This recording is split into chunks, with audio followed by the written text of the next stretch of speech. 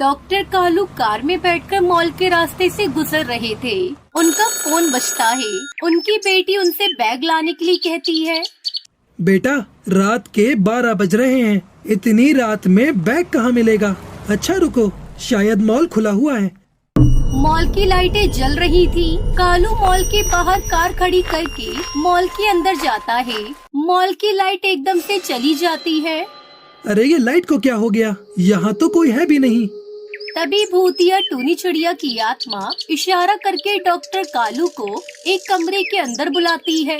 कालू कमरे के अंदर जाता है। दरवाजा अंदर से बंद हो जाता है। कालू के चिल्लाने की आवाज आती है। बचाओ बचाओ।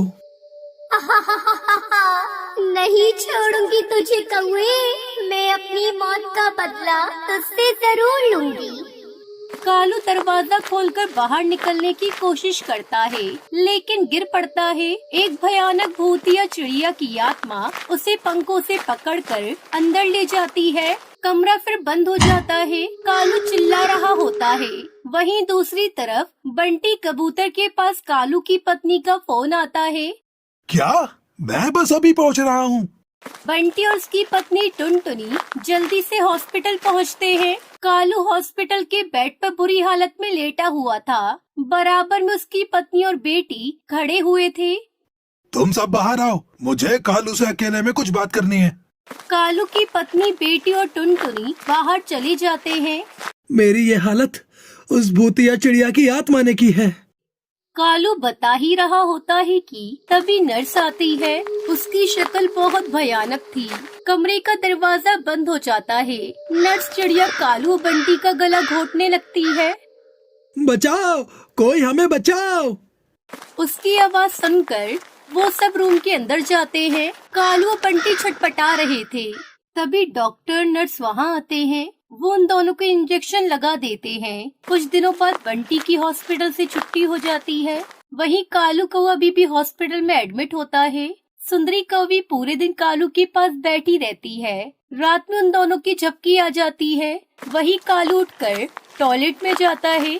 तभी शीशे में से भूतिया टूनी चिड़िया की आत्मा बाहर निकलती है और उसे खींचकर अंदर ले जाने लगती है। तभी कालू की बेटी को बाथरूम से कालू के चिल्लाने की आवाज आती है। मम्मी उठो, पापा बाथरूम में चिल्ला रहे हैं। दोनों बाथरूम में जाकर देखते हैं कि कालू की लाश बाथरूम में तैर रही थी। फिर बंटी के घर फोन आता है कि कालू नहीं रहा। ये सब सुनकर टुनटुनी अपने पति से कहती है। ये सब क्या हो रहा है? उस दिन हॉस्पिटल में कालू ने तुमसे क्या बात की थी? मैं तुम्हारी पत्नी हूँ। मैं ये सब जानना चाहती हूँ। मुझे सच सच बताओ वरना। नहीं नहीं, 8 साल पहले की बात है। उस समय मॉल का कंस्ट्रक्शन चल रहा था। बहुत से मजदूर वहाँ काम कर रहे थे।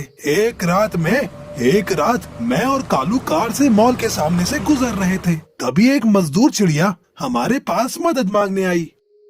मेरे पति बहुत बीमार है, भाई साहब मदद कर दीजिए। भगवान आपको बहुत दुआएं देगा। कालू और बंटी नशे में थे। तभी कालू को उससे कहता है। हाँ क्यों नहीं, मैं डॉक्टर हूँ, मैं तुम्हारी मदद जरूर करूँगा। फिर वो दोनों टूनी चिड़िया के साथ मॉल के अंदर गई। कालू ने उसके पति को बेहोशी के इंजेक्शन लगा दिया। फिर उन्होंने कमरा बंद करके टुनटुनी के साथ गलत किया।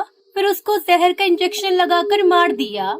तब से भूतिया टूनी चिड़िया की आत्मा हमें परेशान करने वो हमारे पीछे पड़ी है। ये सब सुनकर टुनटुनी को बहुत गुस्सा आता है।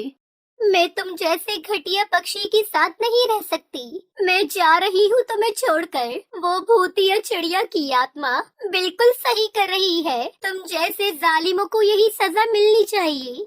टुनटुनी बंटी को छोड़कर वहाँ से चली जाती है। बंटी डर के मारे एक मंदिर में जाकर बैठ जाता है। तभी रात होते ही मंदिर पूरी तरह खाली हो गया। पुजारी भी बाहर नहीं थे। भूतिया टूनी चिड़िया की आत्मा वहाँ पर आती है।